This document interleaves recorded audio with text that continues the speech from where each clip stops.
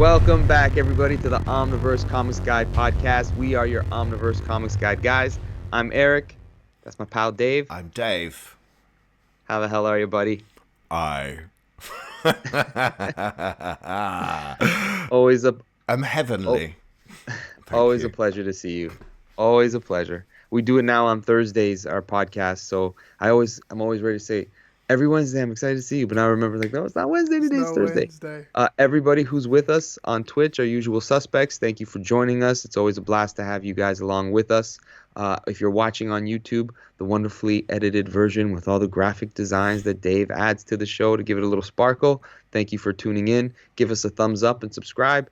And if you're listening on any other podcast platform, we truly appreciate it. Same thing.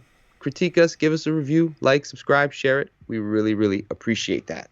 But of course, OmniverseComics.guide is where you can go for everything related to the show, reading orders, collector item specials, our previous podcast, interviews with some creators. Check us out, OmniverseComics.guide. Dave, are you ready for today's topic? Dude, I'm totally ready. I'm so prepared. Let me ask you a question. Go for it. In regards to how you made your picks, did you go with a series, or did you pick particular, like a 6-issue arc, for instance? It's a real mix. Okay. Like a really, really varied mix in terms of length and girth. Okay.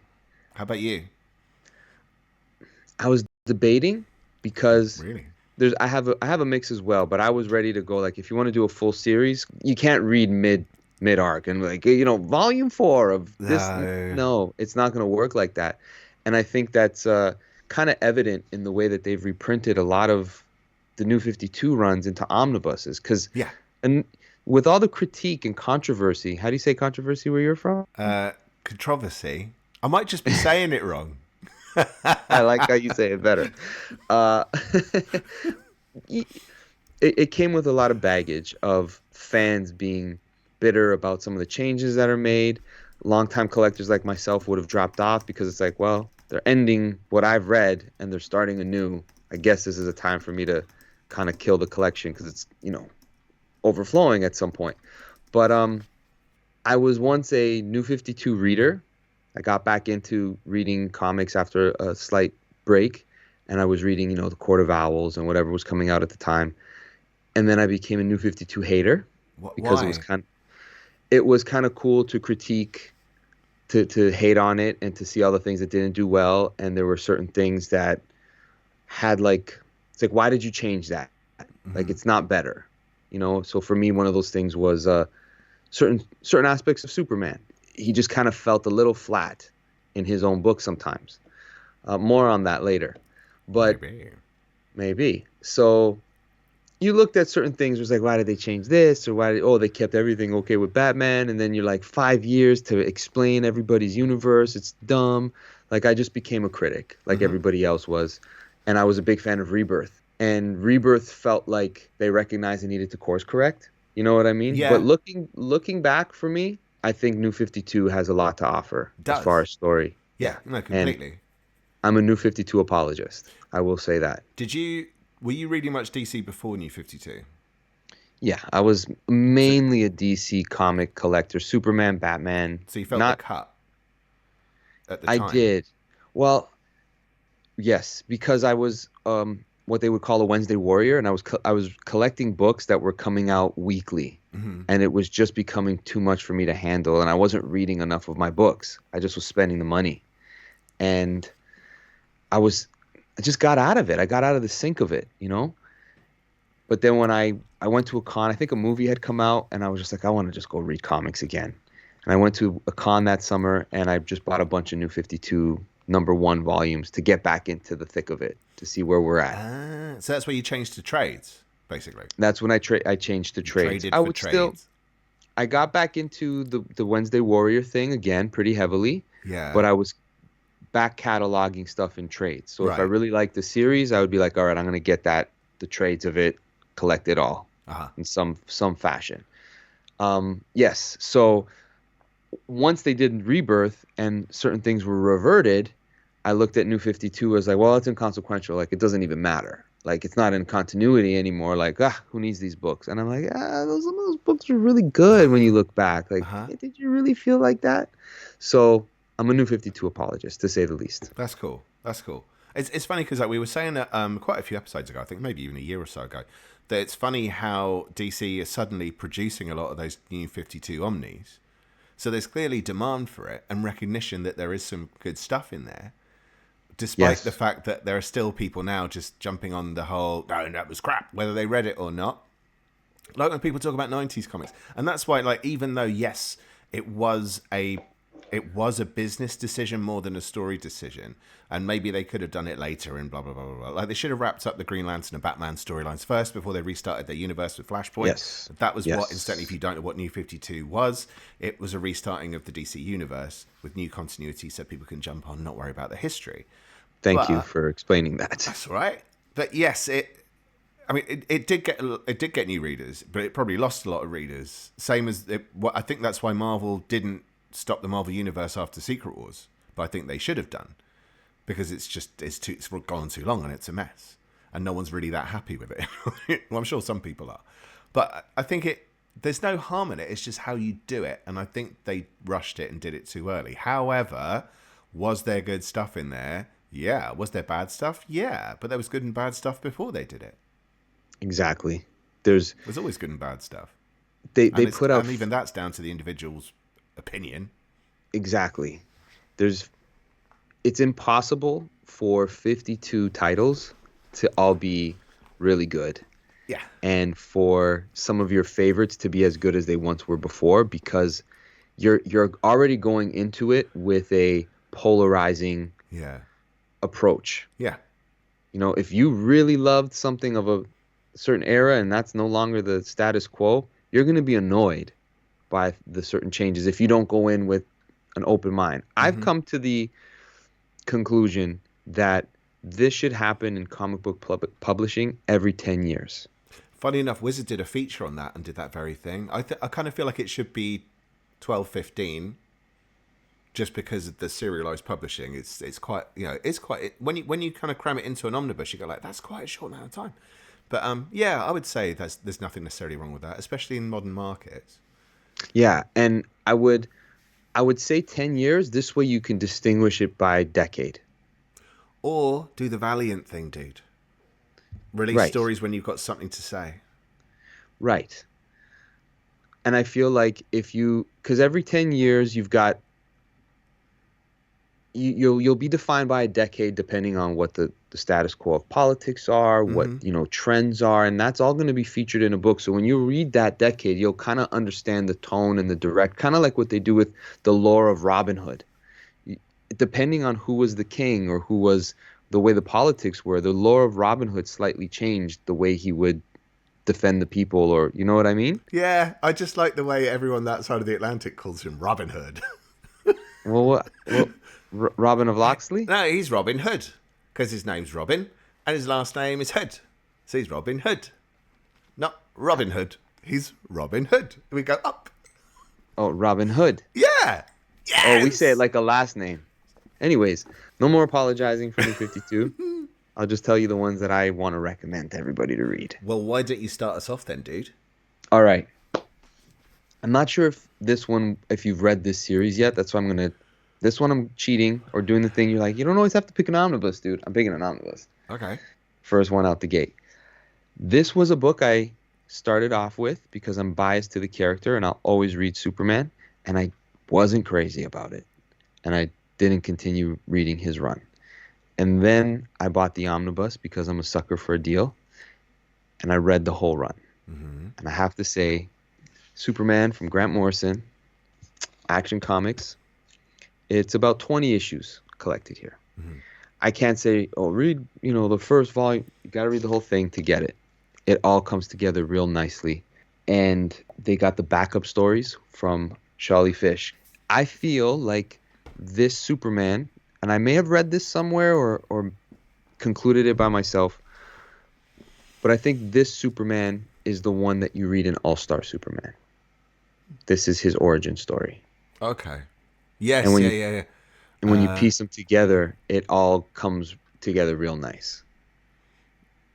It's a real nice fit. If you read that, then All-Star Superman, and then DC 1 Million, that feels like a trilogy. Very cool. And I don't think that that's by accident. No.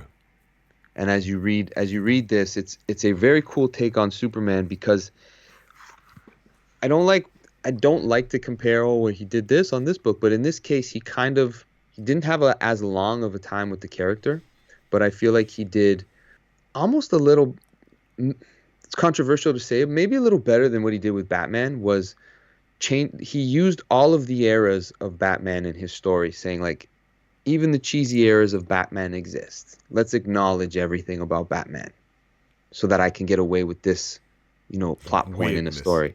Yeah. Like and in this case with Superman, he kind of does all of that. He acknowledges some weird Golden Age stuff, some Silver Age things, some of the bronzy, like it's an amalgamation of all the Supermans that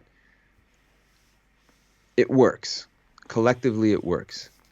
And I highly recommend giving it a read if you like Superman and want to read a good Superman story. Grant Morrison, Action Comics Superman from New 52, 20 issues worth.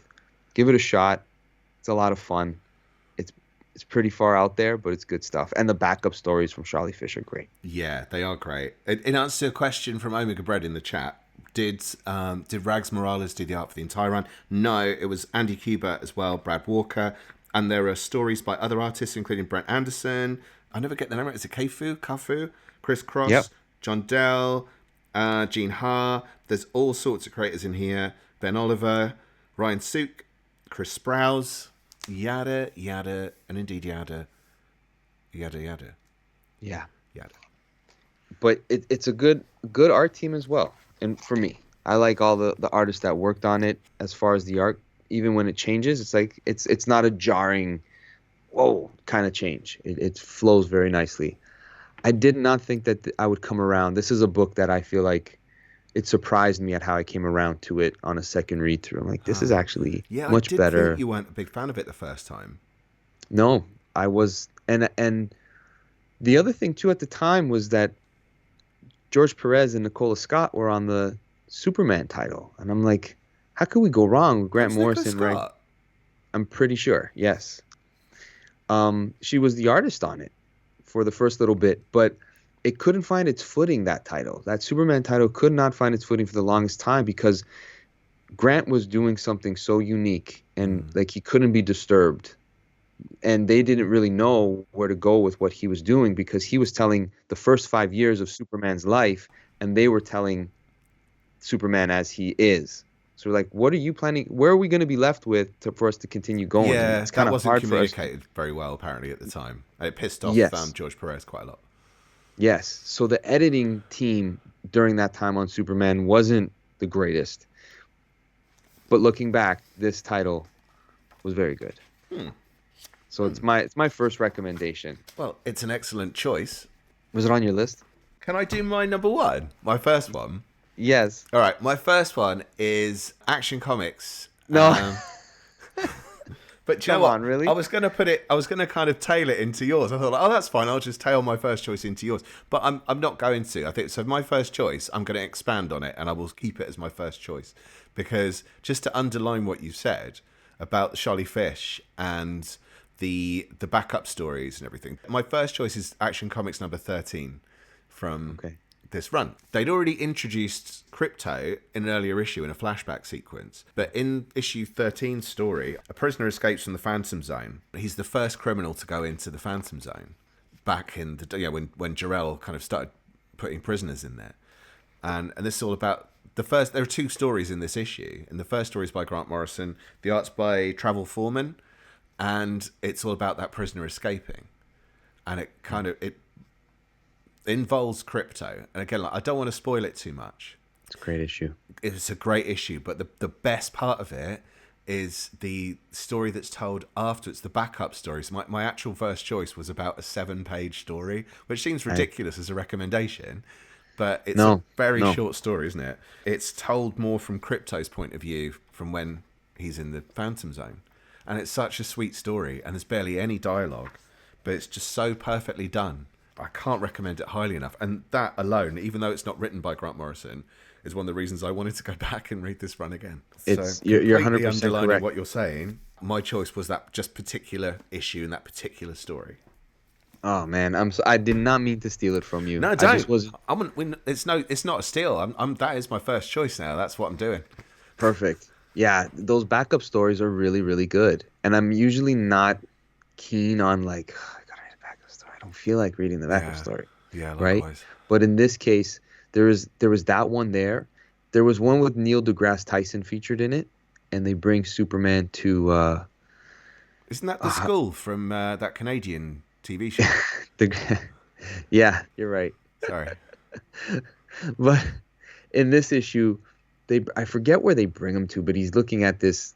They're at a space station or a like, looking at this telescope, and I don't want to spoil it, but Grant Morris, not see Charlie Fish, but within the world of Superman at that time, because of the building blocks being put together, you're getting a little bit more of the Krypton of this Superman, like understanding the science and the history behind it in this moment. It's really, really cool stuff.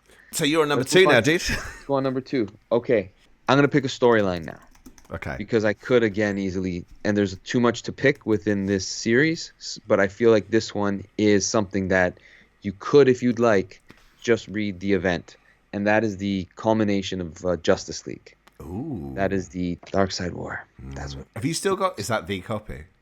This is the original omnibus that came out when they before they had printed the series. Yeah. They just put this out in all its collection, and I kept it because I have it signed by both Jeff Johns and Jason Fabok, who are the main creative team on this one here. This was a really great series, but it leads up to this moment. A lot of building blocks are put into place from where the series begins to where we're almost closing in on the end of the series. If you just want to give this series a try to see if Justice League was worthwhile, you could just read this as an event, I feel. It'll add more if you read the series, but this is somewhat self-contained, and it's again like this era is somewhat Crisis, but you got Darkseid fighting Anti-Monitor. Like there's all kinds of cool shit happening here. Yeah. Every character in the Justice League goes on their own little separate character journey within the story.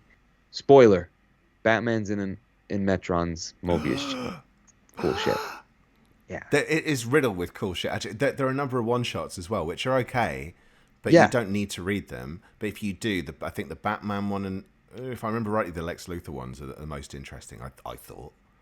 Yeah. Green Lantern was, I think, Tom King and Was Francis Manapul. Shit, I was forget. I it? could be wrong. Yeah, I know Francis Manapul did one of the one-shots. I could be wrong, but it's a really worthwhile story full of all kinds of mythology and DC lore. And the cool thing about the Justice League book was that it kind of stood alone. So if you don't read anything else from DC and you just read this team book, you won't be bogged down by what was going on with Wonder Woman or what was happening in Superman's title. Like this kind of gives you a good taste of who all these characters are and if you'd be interested in reading their solo titles. Mm-hmm. But I think it's a great Justice League run, but this story in particular, check it out. Darkseid War. That's my number 2. I'm going to choose one issue from the Darkseid War. No, I'm not. I'm just going to take whatever scraps you'll leave me with, dude. I'm so sorry. I'm not. So, Okay. all right, it is kind of connected, Okay. but also not. So, my choice for number 2. So, if I chose my second choice. I chose a comic for my first choice. I'm choosing a lengthier run. I'm choosing a 25-issue run. Yes. It's Aquaman. Yes. It's by Jeff Johns as well. This is the omnibus. If you ever get your hands on this, treat yourself. It is a fantastic collection. Get it. I mean, this collects 0 to 19, 21 to 25. 20, I think, was written by Dan Jurgens and led into Aquaman and the Others, which you can read alongside, but you don't necessarily need to. It's fine, but it's not as good as the Johns run. There's also issues 15 to 17 of Justice League in here, which is part of the Throne of Atlantis crossover, which I think they made into an animated film, Yeah. which I haven't seen yet. But yes, It's a lot of fun. I think Throne of Atlantis was the event where Justice League started to really find its feet on the Johns Yep. run. The first storyline was okay, but it was like a bit of a blockbuster, almost like Let's just hit the notes, get the team together. It's like if they make a film, this is what the Justice League forming a team would probably be like. The second And that's kind of what it was like. Well, I still haven't seen it. Kind of what it was. What was the second story like? Was the villain's journey? It was alright. It just, I think it felt a bit early to have a. Do you know what? Someone needs to bring down the Justice League because aren't they terrible? Like they've only just formed, mate. I think they've been around. It's been like 5 years or something since Justice League #6, and then they went into this other story. It was a bit of a strange choice, but anyway. Oh, well, there was another little story arc. Basically, when you get to Throne of Atlantis in issues 15, 17 and the Aquaman tie-ins, that's a really good crossover event. It's really, really cool. Plus, you get Ivan Reyes on the art on one title, and then you get, who was it? Was it Paul Pelletier on the other? Yeah. I mean, I'm a huge fan of his. He's a top 5 artist for me, whether I can pronounce his name or not. He's still one of my top 5 favorite artists. I will literally buy anything. I bought the Cyborg series they did as part of Rebirth, and I didn't like it. I literally wanted to get the trades just so I could occasionally flip through, look at his art in those pages. I love his art so much. But it's the treatment of Aquaman in this is it takes all the misconceptions about Aquaman and throws them back at you. So all the things, all the reasons why you thought Aquaman isn't cool, it goes, right, let me take that and actually prove to you why it is. So cool. And like the first storyline as well with the trench and it's, you know, unleashing these creatures that have been down beneath the depths for what, centuries, thousands of years, you know, a long old time, mate. They all come up and it's like, it's almost like a zombie film thing, but zombies from the deep in a lot of ways. It's really you're describing cool. it so well. You're doing such a good job. Thank you. Yeah. But my favorite part of this, well, two favorite parts of this whole run are, well, characters really. As cool as it is to get Aquaman, and they don't even try and like cool him up by giving him the beard and the long hair and the severed hand with the hooky hand. They don't. He looks like classic Aquaman. But even though they make it work, my two favorite characters are Mera, or Mera, however you like to pronounce her name. She is just such an incredible character. Love her. So cool. Love her. She's just amazing. It almost feels like she's the main character in some ways at some points because I just want to know what she's doing next and what she's going to do next. Her role is very consequential. Yeah, it really is. You're absolutely right in the fact that everything that is uncool or has been the joke about Aquaman as like the dumb character in the Justice League. Nope. We'll take it and we'll see you, basically. That's what they don't kind of go, no, nothing, and shove it over there under a rock. No. They literally just go, okay, let's take that then and run with it. And one of the other really uncool things, and what a character I always thought just looked ridiculous, like borderline pathetic. Like, I can't, seriously, he's one of the main villains, was Black Manta. I always thought he just looked utterly stupid. He's one of my favorite villains ever. Yeah. Now, because of this run. Because of this run. And there's an incredible cover in here. I will run it. It's issue 13, where it's just Black Manta on the front cover, reflected in his red eyes. You can see Aquaman coming at him, I think. It's an incredible run. It's, I would feel, out of the New 52, legitimately the top 5 things that they did at the time, a must-own omnibus. Yeah. For any comic book fan. Yeah. If you ever want to read Aquaman, give that one a try. I really like the Dan Abnett stuff from Rebirth, but Jeff Johns took a character that everybody thought was kind of broken and made it brilliant. I'm going to go with something that I'm pretty certain is not on your list. I haven't read it for a long while, and I definitely intend to because I absolutely loved it when I read it the first time, and I had heard good things about it, and you guys know I'm a Jeff Lemire fan. This is Jeff Lemire, Andrea Sorrentino's Green Arrow. I don't know if you read this, Dave. I have. I'm not sure if you liked it. No.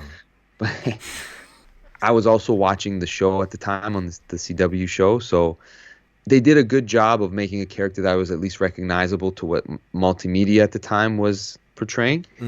But I felt myself really engaged with the book. I liked the concept of the character being out of luck, but then being put on an international journey to solve the problem.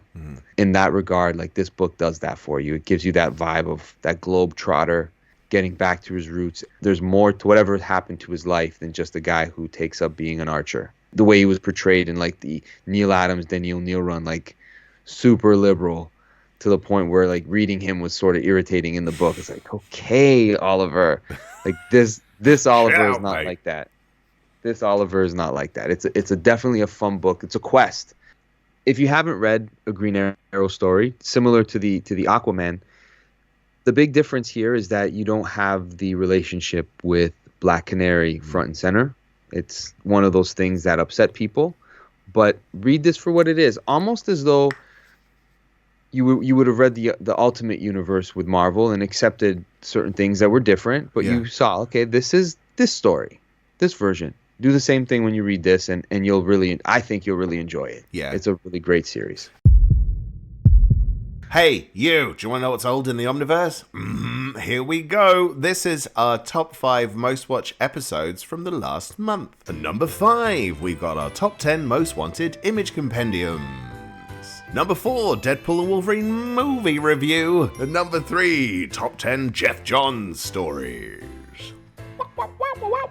Nice. Number 2, Jim Shooter interview. Nice. And at number 10, it's our most wanted DC Omnis. Anything else? No. All right, let's do it. Number 3. Okay, my number 3 is a tricky one because it starts really well. Yep. And eventually isn't quite as strong. But you know what? You can stick with it and make your own mind up. I just might be a miserable git. Might be. My number 3 is Earth 2. As much as you think you're going to get a variation of the Earth 2 that existed before Crisis, you're kind of not. So the front cover's a little bit deceptive, and you've got Batman, Superman, and Wonder Woman looking a little bit different from what you know from the other New 52 books. So this is a separate timeline, separate continuity, but those characters aren't around for very long. Interesting. Then you get your second fiddle type characters, but they're more, again, there is a connection to the original Earth 2 in that it's more that kind of Golden Age influence characters. Right. So you've got an Alan Scott, Green Lantern, a Hawk Woman, a Jay Garrick Flash, but they're not the old characters that you might be thinking of. So Jay Garrick is a younger guy. Alan Scott isn't quite as old as he had been pre-Flashpoint. Because it's not the mainstream DC universe, they can really mess about with the world that they're in. And this is a world that's been overrun by the forces of Darkseid.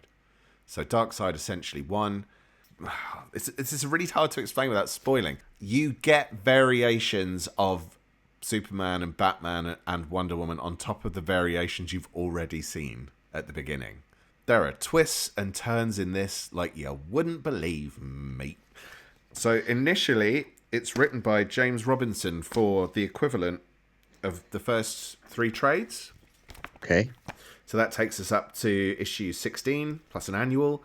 A little sneaky peek there of their Batman. A little bit different. Okay. And this is full-on war on Earth 2. And it's a pretty relentless story. You've got Nicola Scott on the art as well. How long is she on the art for? Well, she seems to be on the into volume 5. So she's on there for quite a while, but not consistently. Nice. I think she's on it consistently for the first chunk, like year or so. I think she's kind of jumped over to other books a little bit. Whatever you're thinking you're going to get from Earth 2, like if you think about what Earth 2 was pre-Crisis, it's not that. This is a lot rougher. This is a lot nastier in many ways. This is a war zone. The whole planet's at war with the forces of Darkseid. And they're screwed. That like, how can they possibly win? And some of the things that happen to these characters is just horrendous. It's like it's pretty violent. It's making my balls drop. So Tom Taylor then jumps on actually for a couple of these volumes. Wow. As well. So you've got James Robinson, Tom Taylor. The problem you get is it remains pretty good and consistent for the first 5 volumes. And then it's like it goes into this big event, which was World's End. I wasn't a huge fan of World's End. I have done a reading order for it. It's been sat there for about 8 or 9 months, and I haven't. It's such a big one to just produce to get on the site. I will get all these on. It's not quite as strong. That then leads into Convergence, which wasn't overly popular, but I thought the main Convergence series was fine. That leads into Dan Abnett's Earth 2, which I haven't read yet. So I desperately want to read that. It's Dan Abnett and these characters. I want to see where things take them. It's not a smooth ride, but it's an interesting one, and that's what kind of makes it fun. Like the approach to some of these characters that are familiar. I mean, that's almost what the New 52 was berated for. Is actually they just kind of go, well, you know what? You don't like that? We're gonna ramp that up. Here's Dr. Fate. but he's a complete bastard. It's a completely different take. That's cool. Yeah, Earth 2. I want to it's a read good that. one. I hope they reprint it in some format that's more maybe a compendium would be cool if they don't go Compendium full would work. omnibus. Well, the thing is, if you Compendium want would the work full well. story, and I'm going to do an Earth 2 reading order, and I've partly written it, but I've got to finish Convergence, and I've got to do some of the later stuff as well. But Convergence is a massive read. Yeah, because if you want to get the full story of Earth 2, you technically have to read the Huntress miniseries that leads into World's Finest, which is World's apostrophe Finest. And it's Yeah. Power Girl and Huntress, initially by Right. George Perez. And they're trapped on Prime Earth. So they're in the mainstream continuity, and they're trying to get back Right. to Earth 2. Right. So it's sort of... I read a they little are bit connected, yeah. It's not necessarily the strongest, but it's quite a fun read, to be fair. And it's all of that. Earth connected 2 to... or World's Finest? World's Finest is okay. Okay. Yeah, Okay. fish Gotcha, out of gotcha. water stuff, but it's not groundbreaking. I'm going to pick one that must be mentioned, and that is Wonder Woman by Brian Azzarello. This is a self-contained version of Wonder Woman that if you just want to read a really good story with Greek mythology and Wonder Woman and the new gods all wrapped up into it, give this a shot. Brian Azzarello, who I'm not the biggest fan of, generally speaking, Same. I love this series. Cliff Chang's got his own, it's a very unique look to Wonder Woman, the right artist for this book. I mean, of course, there are little tangents of adventure here and there, but all the way through, there's basically the theme of Wonder Woman having to be a bodyguard to one of Zeus's bastard children and his mother to escape the wrath of Hera, who is sick and tired of her philandering husband. But in this version of Wonder Woman, she is a descent. She's Zeus's daughter herself. So her relationship with the other gods is much more on an intimate level, which makes everything a lot more interesting. And then, of course, Orion is a character who pops in and out of this book from the New Gods, which I love. Yeah. Now, during this time, it is noteworthy that this is the era of comics where Superman and Wonder Woman were a couple. Yes. For pretty much the whole way through. And in this book, that doesn't affect what she's dealing with. Her relationship there doesn't at all affect the story that they're trying to tell. And it's very specific where they wanted to go with it in regards to who the God of War really is, modern mythology that I feel will kind of be timeless. This is kind of a timeless Wonder Woman story. It won't matter if Very you read much this so. 20 years from now, it'll work. One of the best parts is that take on the pantheon, the Greek pantheon. It's just so cool. good. It's so cool. Why do they always have to be in togas? They don't Yeah. have to be in togas. Yeah. It kind of felt like an indie comic in a lot of ways with Wonder Woman as the main character, which is really cool. Yeah.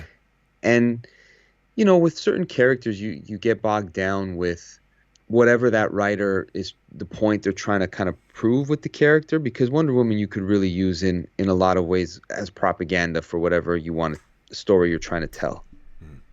And it could also be so dense with like how the Themyscirans and the Greek mythology, but this one blends it in so much more integrally without it feeling overwhelming. Does that make sense? Yeah, I think so. Because I feel like the George Perez is the most beautiful version of Wonder Woman. Yeah. Panels, it's art, stunning all book. of that. It's stunning. But when you're reading it, it's like it takes a lot of work for you to keep up with all of these things. Whereas this one, you're right into it. You're caught up. And you're invested. Very invested. Funnily enough, just as a side point, I didn't know anything about Wonder Woman until I read the George Perez run. And I was confused because I didn't realize it was tied into Greek mythology at all. Yeah. I had no idea. I've never finished that first volume, and I desperately want to because it's just gorgeous. It's pretty. Yeah. It's really, really good. Yeah, it's great stuff. That's my number 4. It's an excellent choice, man. It's one of my favorite titles you. of all time. And also, we both love Orion from that series because we both bought the same figure. We brought the yeah, that's right. But That's we right. didn't know till later. No. That's when we became best friends. It was. Aww. You didn't even buy me flowers. If you want to see how the relationship with Superman and her appearance in Justice League fit in, there is a Wonder Woman New 52 era reading order on the Omniverse Comics Guide website, so you can get the entire thing from start to finish, that entire era, in chronological order, all her appearances. So, my number 4 is not going to be a shock, actually, thinking about it. It's Forever Evil. So I think I mentioned Forever Evil on I love your picks. and there was another top 10 we did about 2 years ago, and Forever Evil Yeah. got a mention on there. So, another side point, you can also get a Forever Evil reading order. So that Nice. entire event is on there in order, including the lead-in little mini crossover events, including World's Most Dangerous, which introduces the new Justice League of America, who were created by Argus to take on the Justice League. It's like, we can't control the Justice League anymore, so we're going to get our own Justice League, and they're designed to take down the other ones that are out of our control, which leads into Trinity War, which leads into Forever Evil. So the way that you think, I'm not going to go into Trinity War too much, I don't want to spoil it, but the way that you think Forever Evil, Trinity War is going to end isn't. It's a big twist. It's a massive twist. And that takes us into Forever Evil.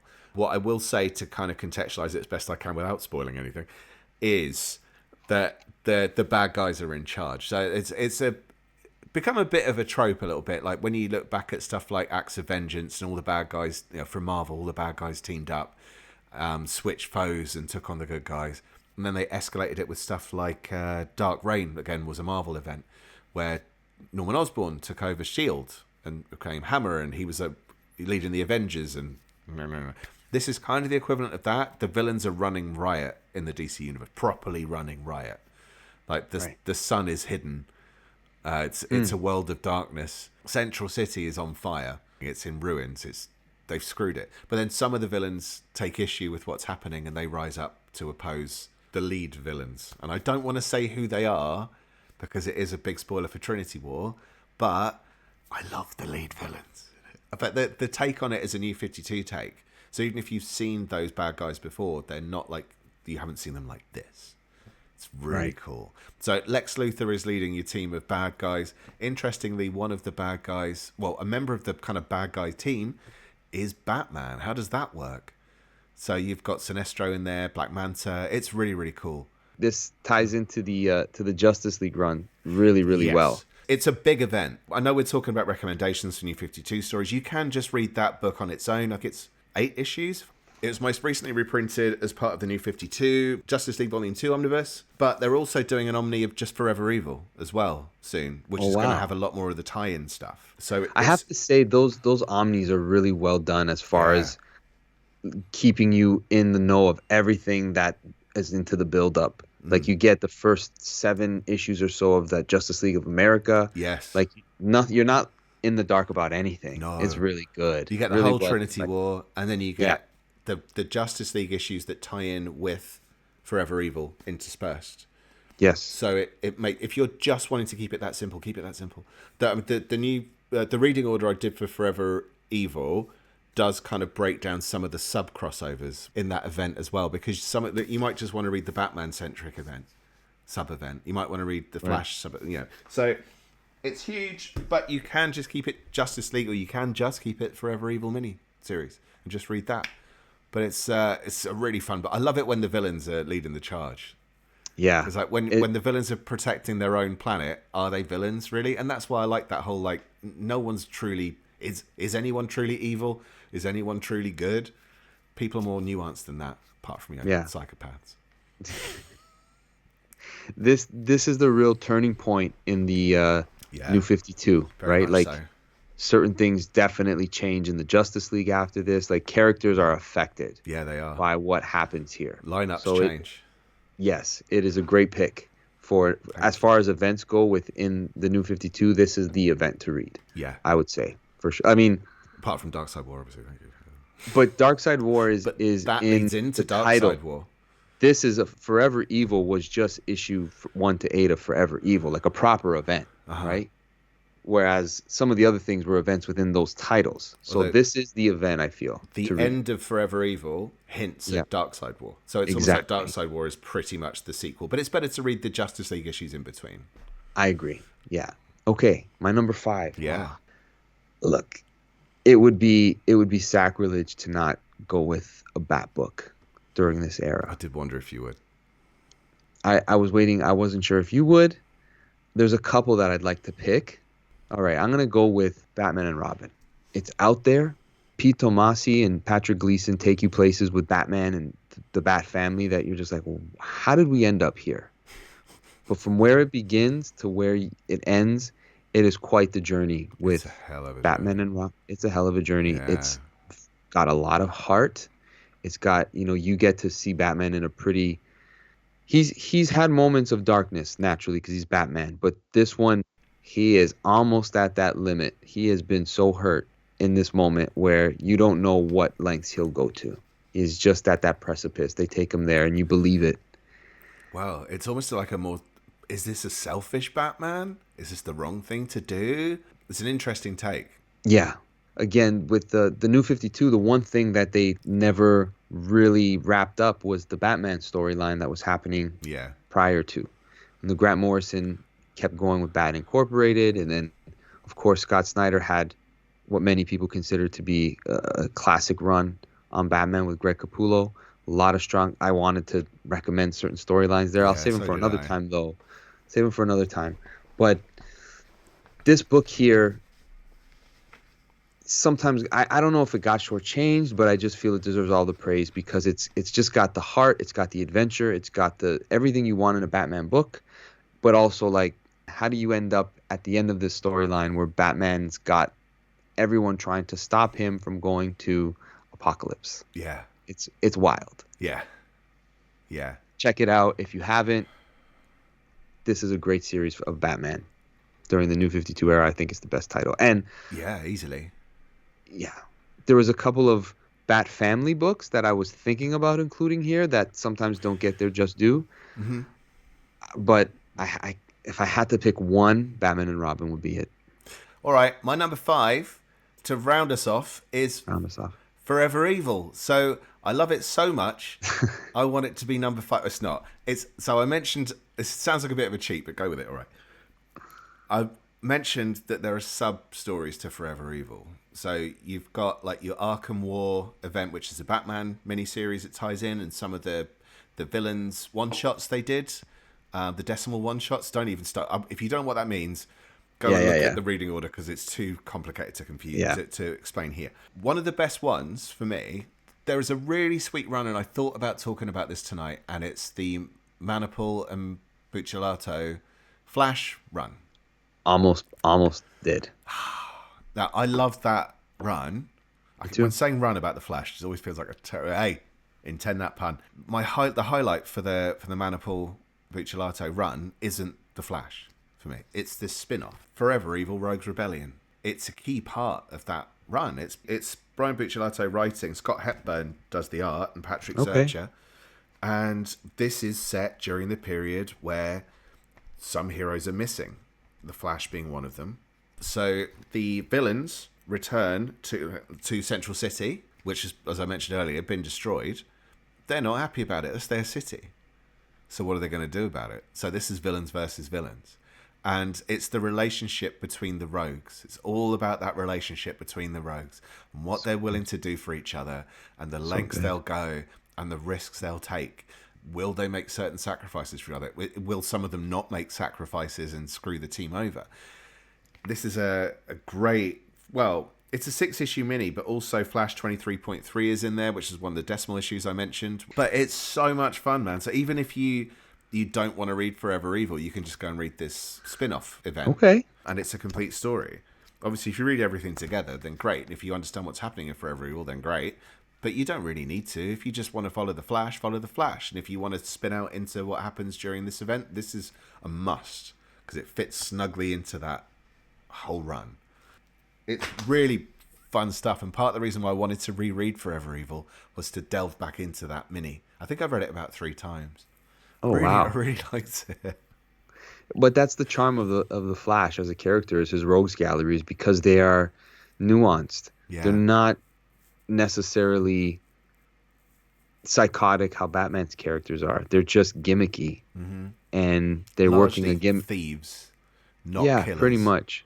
Yeah, but they've got all different reasons for their motivations. Yeah.